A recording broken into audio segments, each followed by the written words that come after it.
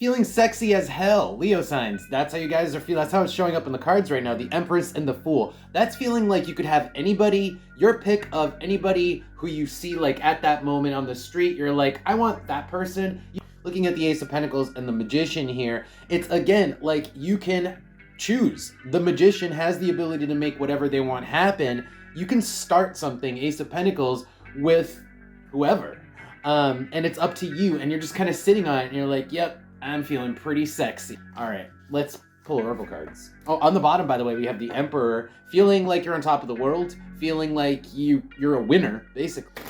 Tell me more about, okay, we have one card coming out. It's the Arrow on Target.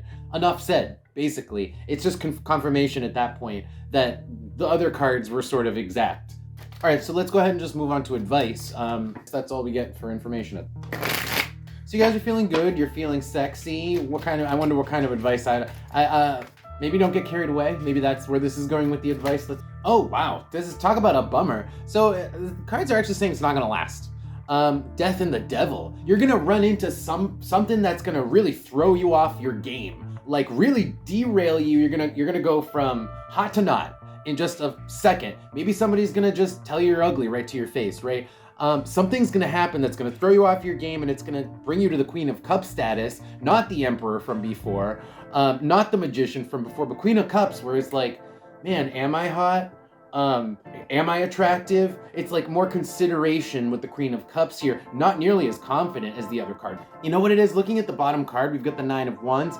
You reach out, and the moment you actually do go for it, you don't get the response you wanted. Knight of Pentacles, it's very meh.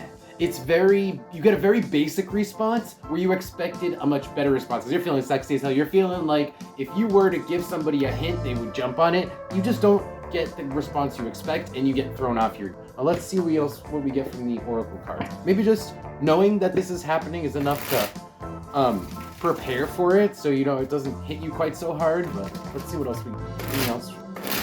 Okay, so this makes a little bit more sense now. So we have the Foot and the Key. So what happens is you come off a little bit rushed. The moment you actually decide to go for it with somebody or a situation, you're like, all right, let's do this.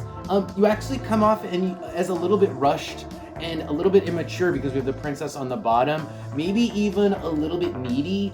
And it doesn't look good. You don't get the response that you wanted because of that. Not because you guys aren't actually sexy, but just because of the way you kind of went about it. Yeah, because underneath these cards, we have the Cup, the Sun, and Mercury. It's like you do have game. You got major game. And people are attracted to you. People are interested in you with these three cards. It's just, you're gonna do something. You're gonna go about it a little bit awkwardly coming up this week. And you're gonna get the wrong response. It's gonna throw you off. So don't do that, or just be prepared for that.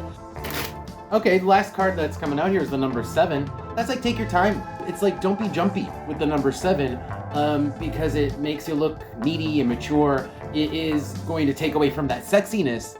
All right, Leo, that's gonna be your reading. Thank you guys so much for being here. If you want to see more of these videos, come back, follow the channel. I'll see you next time.